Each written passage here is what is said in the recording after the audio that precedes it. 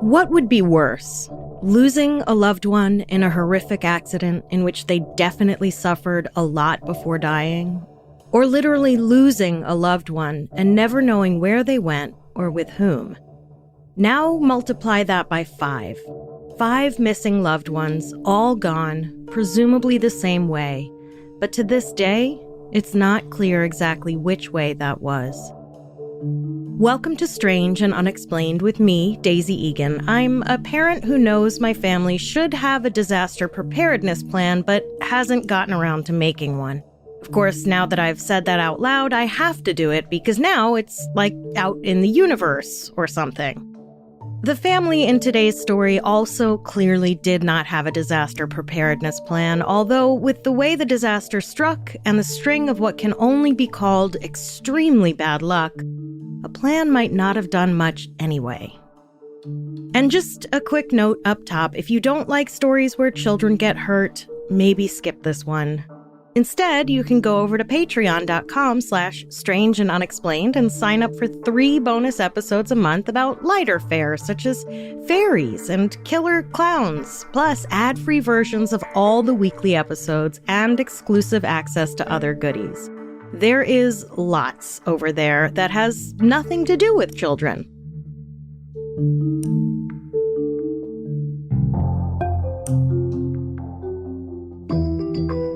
Giorgio Sodder came to America by himself from Sardinia in 1908 when he was just 13 years old. At Ellis Island, most likely, his name was changed to George Sodder because of racism. By the way, I found out recently I'm 1% Sardinian, so George could have totally been my distant cousin or something within that 1%. But can you imagine a 13-year-old moving to a whole new country where they can't speak the language and they don't know anyone? I don't know about you, but when I was 13, I was crying about River Phoenix, using a buff puff, and coveting Monica Lipschitz' Sony Walkman. Not exactly solo immigration material.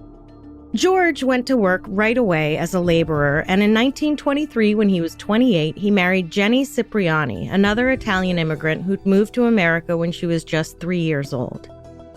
By 1943, George and Jennie had 10 children and had settled in Fayetteville, West Virginia, where George owned and ran a successful coal trucking business. The family lived in a big 2-story house about 2 miles north of town, where they were considered, quote, one of the most respectable middle-class families around, end quote.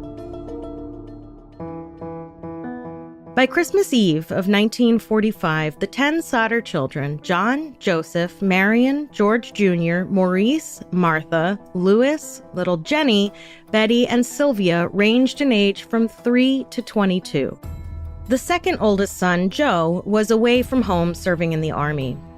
The family was in good spirits that evening and were made even cheerier when 17-year-old Marion came home from work with more presents for all the kids. Around 10 p.m., parents George and Jennie went up to bed, taking their youngest, Sylvie, up with them. The other children asked if they could stay up for a little while longer to play with their new toys. John and George Jr. went to bed around 11 p.m. and later said they couldn't recall if their younger siblings had gone to bed by that point or not. Usually, it was Marion's job to put the younger ones to bed, but Marion had fallen asleep on the couch while reading a magazine. At 12:30 a.m., the phone rang, and Jennie came down to answer it, finding only Marion in the living room, so presumably the others had gone to bed. The call was a wrong number, but while she was downstairs, she noticed all the lights were still on, the curtains were open, and the front door was unlocked. Jennie locked up, left Marion undisturbed on the couch, and went back up to bed. Just as she was falling back to sleep around 1 a.m., she heard a loud bang on the roof, followed by a rolling sound, as if something heavy had landed and rolled down the slope of the roof. But it was windy that night, so Jennie didn't worry too much about it, and soon fell back asleep. Just a half hour later, Jennie was awoken again, this time by the smell of smoke. And here there are a couple of slightly different accounts as to what happened, but Jennie either went downstairs and saw George's first-floor office engulfed in flames, or when she woke up, Their bedroom was already so full of smoke that there was no need to investigate. She yelled for everyone to get up, and for some reason both she and George left little Sylvia in her crib in their room. Marion woke up and retrieved Sylvia, and she and her parents, along with John and George Jr., managed to escape to safety outside. Again, in slightly differing accounts, in the chaos, John and George Jr. either called out to their 5 younger siblings to get up and get out of the burning house and thought they had heard their siblings answer, or John went into their room and shook them all awake to evacuate. At any rate, both John and George barely made it out themselves, apparently just making it down the stairs before the stairs were engulfed in flames. Both boys sustained minor burns and singed hair. There's also a version of events in which George Sr. called out to his kids as he ran toward the stairs and thought he heard at least one of them reply. Once out on the street, however, the family quickly realized that the remaining 5 children, Maurice, Martha, Louis, Jennie, and Betty, ranging in ages from 6 to 15, weren't there.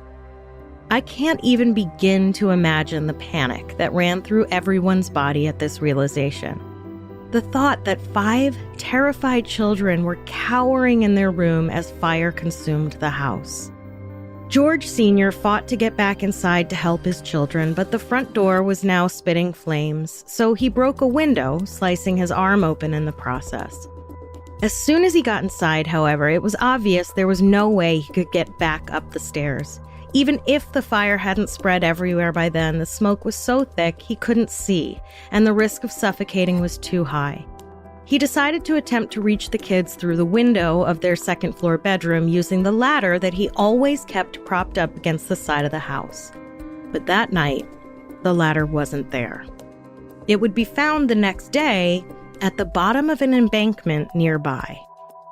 So, George decided to drive one of his 2 coal trucks up to the house and climb on top of the truck to get in. But even though both trucks had started up without a problem in the morning, neither started now. Next, he thought he might be able to scoop water from the rain barrel to stifle the flames enough to get to his children. But even if he could have scooped enough water for that plan to work, the water in the barrel was frozen. While George was struggling through one awful piece of bad luck after another, his daughter Marion ran to a neighbor's house to call the fire department. This was in the days before 911, when if you needed emergency services, you would call the operator and she would connect you to the appropriate service. On this night, though, Marion could not reach an operator. The line rang and rang. A neighbor also attempted to call the fire department from a nearby tavern, and they too failed to reach an operator. Yet another neighbor saw the house on fire as he drove by, so he turned around and drove the 2 miles back to Fayetteville and somehow alerted the fire chief, F.J. Morris. Now, you know how in old-timey movies, when there's a fire, an alarm wails from somewhere? For some inexplicable reason, Fayetteville didn't have a siren or any other sort of alarm system to alert emergency crews. So once the fire chief had called the operator to alert one of the members of his fire crew, that guy had to turn around and call the operator to call the next guy in the crew. Basically an emergency phone tree. Not very speedy. It's unclear whether the firefighters knew there were children still trapped in the house, but it wouldn't have made a difference to their response time if they did, because, as the Encyclopedia of Unsolved Crimes put it, the department was stymied by, quote, wartime depletion of department manpower and the chief's inability to drive Fayetteville's fire truck. Morris had to wait for a qualified driver to surface, end quote. Which of course meant, one by one, the members had to call people until they found someone who could drive the truck. So even though the fire chief was made aware of the fire sometime around 1 a.m., and the drive from Fayetteville to the Sodder home was 10 minutes, it took 7 hours. 7 hours for the fire department to arrive. The fire department didn't get to the Sodder home until 8 a.m. But even if the department had been operating with a full crew and there had been a proper fire alarm or alert system, The house had collapsed in on itself under the flames in about a half an hour, roughly 6.5 hours before the crew did get there. And even if they'd managed to get there before the house collapsed, they didn't have any smoke masks, so they wouldn't have been able to get into the house to make a rescue anyway. Honestly, I don't know what the Sodders outside the house did for all that time, waiting for the firefighters to show up. Like, what could they do? Obviously, once the roof had collapsed into the basement, there was seemingly no hope that the children inside had survived. Now, all that was left to do was find their remains. George Sr., John, and George Jr. assisted the fire crew in the macabre task of looking for any signs of the 5 children in the ashes and rubble of their home. But by 10 a.m., the search was called off because it was Christmas, which is just one more argument for diversifying your emergency services. If there'd been a couple of Jews, a few Muslims, and a Jehovah's Witness or two on that crew, the search could have continued, and perhaps I wouldn't be telling you this story. The fire marshal told the Sodders that there were no remains of the children in that rubble, but not to touch the site until a more thorough search could be performed, when it wasn't the Lord's birthday. For some reason, though, George Sr. returned to the house on December 29th and covered the rubble in 4 to 5 feet of dirt, where the family planned to build a fence and plant flowers in memorial to their lost loved ones. The next day, on December 30th, the police inspector declared that the fire had been the result of faulty wiring, and despite there being no bodies, the coroner issued death certificates for Maurice, Martha, Louis, Jennie, and Betty Sodder. Once the literal and figurative dust settled over the Sodder home and family, George and Jennie began to question the possibility that every trace of their children could have completely vanished in the fire. Jennie took it upon herself to do her own forensic investigation and burned a variety of animal bones to see if they would be completely incinerated into unidentifiable dust in the time in which it took the house to burn down. Every time, she was left with ashes and chunks of bone. Then Jennie asked a local crematorium what conditions it took to completely incinerate a human body and was told even after burning a body at 2,000 degrees for 2 hours, you're left with small fragments of bone. And, of course, anyone who's ever had a loved one cremated knows there are always small pieces of bone mixed in with the ashes. I know this because when I was a teenager, I got obsessed with the fact that my dad and sister got all the bones when we divided up my mom's ashes, and I didn't get any, and that wasn't fair. Listen, I was a teenager, okay? I wasn't being ruled by good sense. How then, Jennie wondered, could all 5 children's bodies be reduced to ash if the house was completely burned down within a half hour to 45 minutes? Not only that, but according to a piece on Crime Wire, there were still, quote, fruit jars, bed springs, toys, a stove, and part of a dictionary found among the debris, so not everything was destroyed by the fire, end quote. And then the Sodders started retroactively piecing together some oddities they were convinced had something to do with the Christmas Eve fire. For example, a couple months before the fire, they claimed some random stranger came by asking for work. According to the Smithsonian Magazine, after meandering around the house for a little bit, the stranger pointed to a couple of fuse boxes and said, "This is going to cause a fire someday." This would stick out in any case, some random dude telling you unprompted that your faulty wiring was going to cause a fire, but George thought it was particularly strange because he had just had the wiring checked by the local power company and it was found to be in fine condition. Then, around the same time, George got told off by a life insurance salesman he had declined to buy life insurance from. The man yelled at George, "Your goddamn house is going to be up in smoke and your children are going to be destroyed. You're going to be paid for the dirty remarks you have been making about Mussolini." That was my Italian accent, by the way. I am part Italian. Did I mention that? At first, I was really taken aback by this. Someone threatening an American citizen for speaking ill of a fascist dictator? But then I remembered that this happens constantly and casually all over the internet all the time today. So, apparently George was outspoken in the Fayetteville Italian community about his dislike of Mussolini, which angered some other members because, how dare you speak ill of a literal fascist?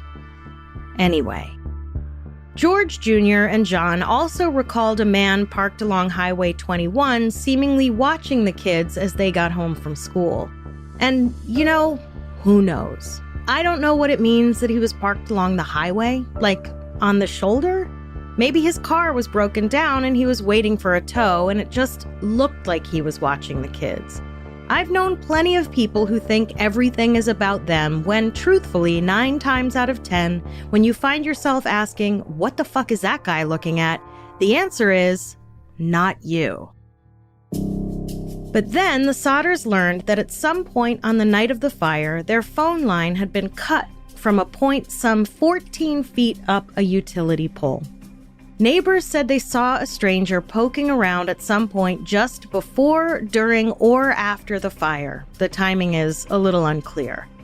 Police spoke to him and he admitted to stealing a block and tackle from the Sodder property, and no, I don't know what a block and tackle is, and said that he had cut the phone line by mistake. He meant to cut the power line, which seems to me to suggest it must have happened between the time that Jennie answered the wrong call, around 12:30, but before the fire, because why would anyone feel the need to cut the power after the house was already on fire or had burned down? But why was he trying to cut their power in the first place? Also, it turns out it was this fucking jabroni who removed the ladder from the side of the house. And when he was done cutting the wrong line, for some fucking reason, instead of returning the ladder from whence it came, he threw it down the embankment.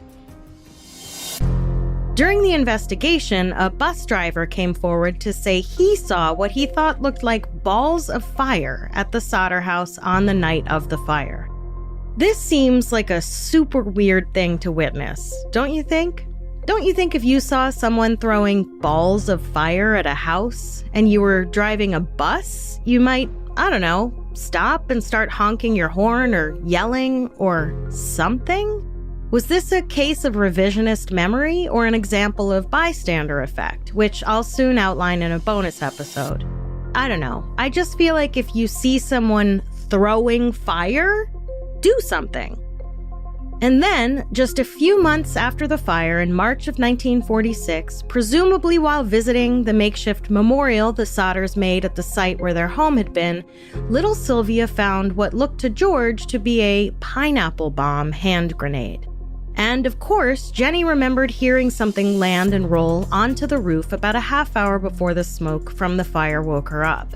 Then again, one would think that they would have heard some kind of explosion, or that the fire would have broken out closer to the time she heard the thump on the roof.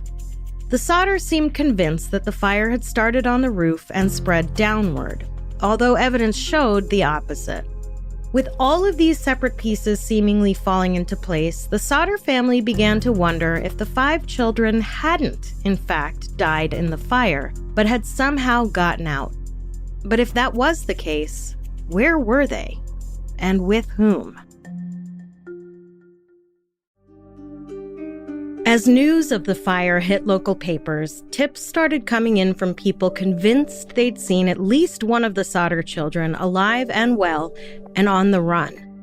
One woman claimed to have seen the kids through the window of a passing car while the fire was still burning. Again, why she didn't yell or chase the car or something is a big question mark. A woman who ran a tourist stop 50 miles west of Fayetteville claimed to have served the kids breakfast the morning after the fire. She said there'd been a car in the parking lot at the time with Florida plates. And a woman who worked at a hotel in Charleston was sure she'd seen 4 of the 5 children about a week after the fire. She told police, "The children were accompanied by 2 men and 2 women, all of Italian extraction. I do not remember the exact date. However, the entire party did register at the hotel and stayed in a large room with several beds. They registered about midnight. I tried to talk to the children in a friendly manner, but the men appeared hostile and refused to allow me to talk to these children. One of the men looked at me in a hostile manner.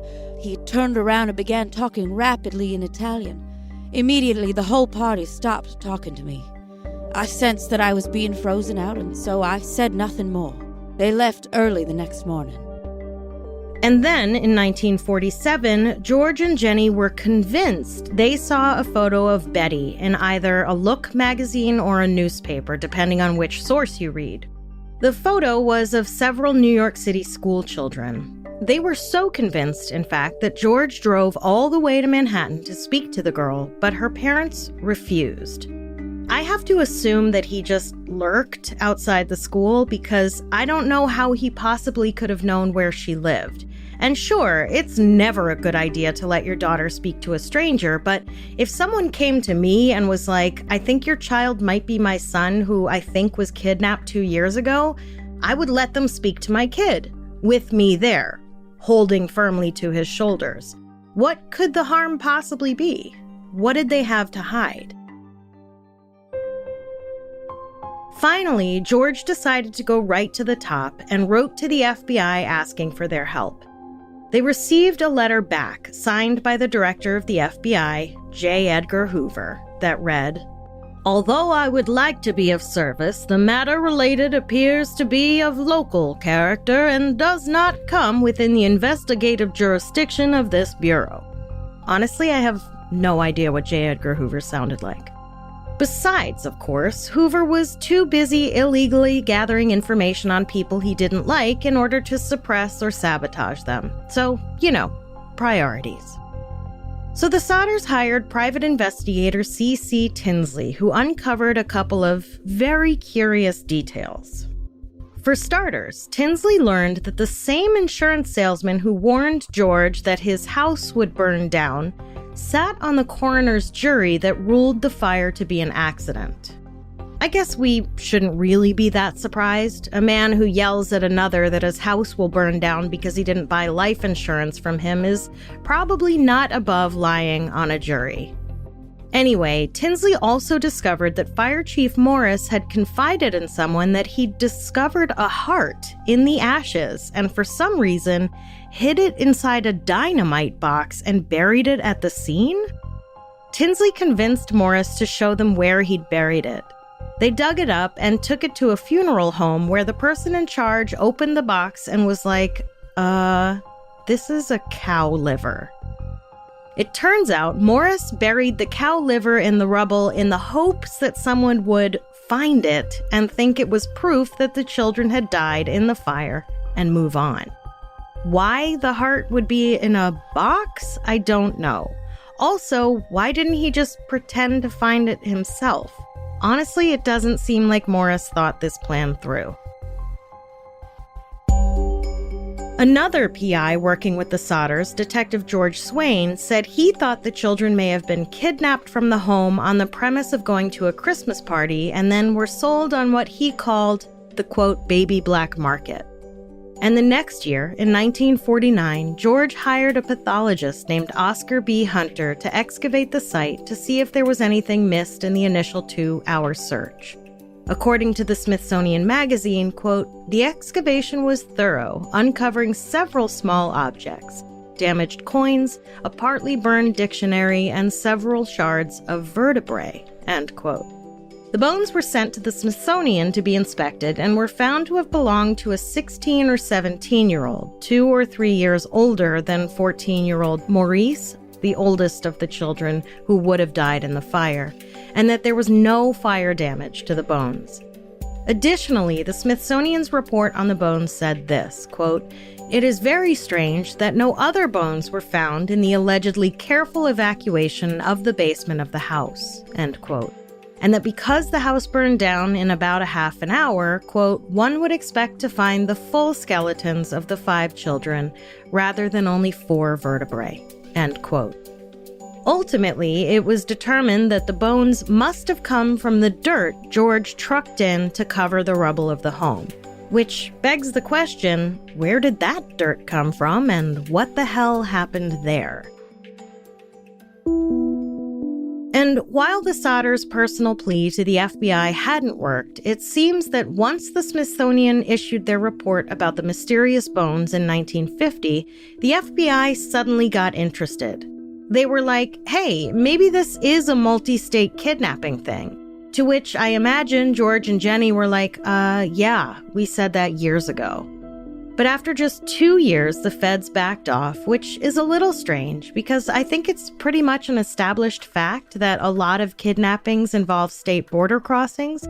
So how or why the FBI decided this case wasn't worth their time, I don't know.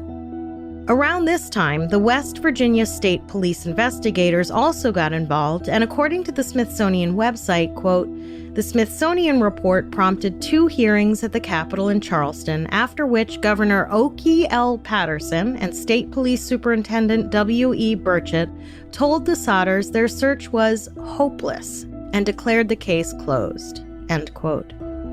So, once again, the Sodders took matters into their own hands and erected a billboard depicting the names and faces of their 5 missing children. At first, they offered a $5,000 reward, but upped it to $10,000. That's over $100,000 in today money. The billboard became a sort of unofficial local attraction and tourist destination. According to the piece on the Smithsonian Magazine website, quote, a letter arrived from a woman in St. Louis saying the oldest girl, Martha, was in a convent there. Another tip came from Texas, where a patron in a bar overheard an incriminating conversation about a long-ago Christmas Eve fire in West Virginia. George traveled the country to investigate each lead, always returning home without any answers, end quote. And then, in 1968, more than 20 years after the fire, Jennie received a letter postmarked from Kentucky without a return address. It was a photo of a man in his mid-20s, and on the reverse side of the picture, a handwritten note said, quote, Louis Sodder, I love Brother Frankie. Lil Boys, A90132 or 35. The age of the man in the picture matched up with how old Louis, who was 9 at the time of the fire, would have been in 1968. The hair and eyes matched Louis, plus he had the same shaped nose and the same tilt of the left eyebrow. So the Sodders hired yet another PI and sent him to Kentucky to try to track this person down. But the PI, it seems, took their money and then vanished. Cool. The Sodders worried that publishing the text of the letter or publicizing that it came from Kentucky might somehow put their son in danger. Instead, they added an enlarged version of only the picture to the billboard.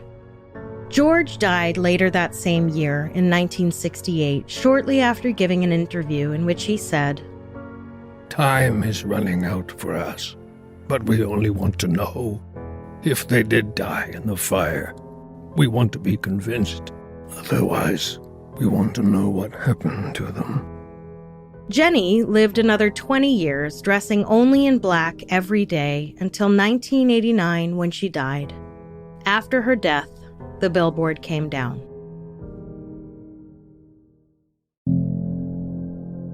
After George and Jennie's deaths, their surviving children continued to look for their siblings, and over the years, various theories have been floated as to what might have happened to them. Some people believe they were stolen at some point before or during the fire and sold to an orphanage and/or brought back to Italy by people who either started the fire as a distraction or were child traffickers who just happened to luck into a burning home with lots of children in it. And because the Sodders were Italian, of course, some people suspect mafia involvement. These rumors claimed that the local mafia had either tried to recruit George and he'd refused, or that they tried and failed to extort money from George and took his children as punishment. But one would think that if that were the case, they would have come back to him after the children were gone and either gotten him to join or got his money. One would think that holding someone's children hostage would be the perfect way to extort money from them. But Sergeant Mike Spraden of the West Virginia State Police told journalist Stacey Horn, For them to be carried out of that house and held against their will for that many years is implausible, because they could have easily escaped their captors. They've grown up, had children of their own, and for them never to try to contact the family is just... I don't buy that. Horn also found evidence that the Sodders believed their children might have been kidnapped by a relative who lived in Florida. Apparently, those relatives were investigated and had to prove that their children were their biological children, which I'm assuming they did because that never went anywhere. In the end, most people found it unlikely that the children were kidnapped and that, in all likelihood, they perished in the fire. It is possible the Sodders were victims of arson. George did piss off a couple people, what with his not buying life insurance and speaking out against a murderous fascist. According to a few sources, there was another man who'd allegedly threatened George before the fire. This man, Fiorenzo Gamble Giannuttolo, as director of the Fayette County National Bank, was the co-signer on a loan George took out and was listed as a beneficiary on an insurance policy on the Sodder home. Giannuttolo's cousin and business partner, a man named Cliente, had also sat on the coroner's jury. Journalist Stacey Horn argues that given how much noise the Sodders made about other potential leads and suspects, the fact that they didn't make a stir about Giannuttolo means they were probably pretty satisfied that he had nothing to do with the fire. As for the 5 children who should have been in bed when the fire started, the only actual indication that they were indeed inside at the time of the blaze was John Sodder's claim that he'd gone into their room and shook them awake on his way out. But it's entirely likely that John, in his shock and grief after the fire, either lied about having tried to rouse his siblings because he felt awful that he hadn't, or his mind did what minds sometimes do and mixed a bit of fantasy in with memory, and he became convinced that he had tried to shake them awake. Either way, I think it's fair to say that no one is pointing any kind of accusatory finger at John. I think he was just a teenager who lost nearly half his family in the span of about a half an hour and couldn't handle the loss. Oddly, though, according to Horn, quote, a brief informal search took place, but instead of the skeletons they expected to find, firefighters encountered just a few bones and pieces of internal organs. The family was never told that anything was found, end quote. Michelle Short over at Crime Wire quoted 2 contemporary news articles that both claimed human remains were found in the rubble, including a piece from the Montgomery Herald on January 2nd, 1946 that stated, quote, no more parts of the bodies were found other than as reported the day following the fire. That small portion of a spinal column, apparently that of a little girl, 6, was placed in a container and it, in turn, placed in the center of the basement into which the others had fallen, end quote. But Short points out neither article cited their sources. It's entirely possible they were printing rumors and hearsay. Let's hear it for crack journalism. According to Horn's reporting, however, at least 4 people reported having seen some remains in the rubble the morning of the fire.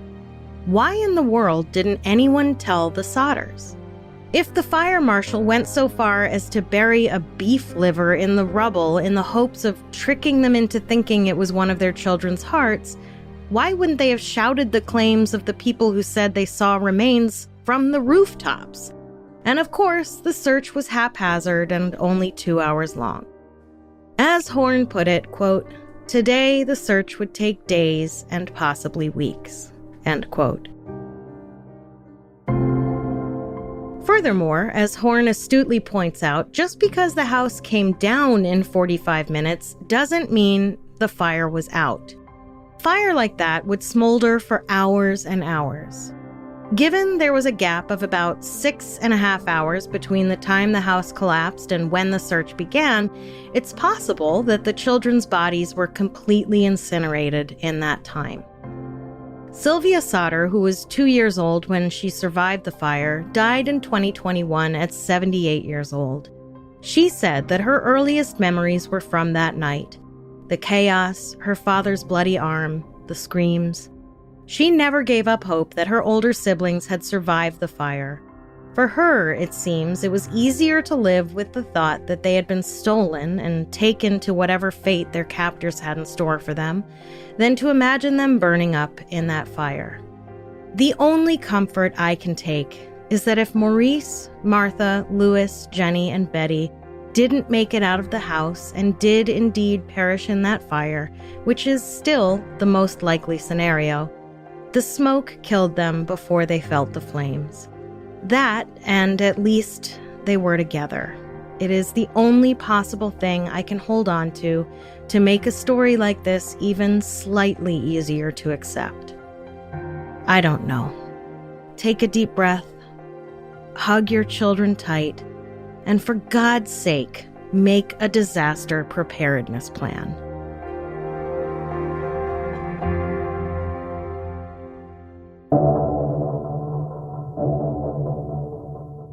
Next time on Strange and Unexplained. Ever wish you could have an imaginary friend as an adult? You can. Just be sure to call it a tulpa and be very, very careful what you ask it to do. Can't get enough Strange and Unexplained? Join us over on Patreon for 3 bonus episodes a month for just $5. Or for $7, you get 3 bonus episodes and all the regular episodes ad-free. Patreon.com/Strange and Unexplained. Strange and Unexplained is a production of the Obsessed Network. This episode was written by me, Daisy Egan, and produced by Natalie Grillo and Angela Palladino. Research by Jess McKillop, editing by Eve Kerrigan, sound engineering and mixing by Jennifer Swatek. Our voice actors for this episode were Jordan Kai Burnett, Luther Creek, and Ryan Garcia. We have a lot of fascinating and bizarre stories to share with you this season, but we want to hear your episode suggestions as well. If you have an idea for a topic we should cover, whether it's a well-known case or something that happened in your town that the world hasn't heard about yet, go to our website, strangeandunexplainedpod.com, and fill out the contact form. You can find us on social media, SNU Pod, and check out the Strange and Unexplained Facebook page to join in the conversation. If you like our show, please help us out by rating and reviewing us wherever you listen to podcasts. A 5-star rating and a quick sentence about what you love about the podcast really does help. And if you hate the podcast, feel free to leave a scathing review. The podcast's name is The McCarthy Report.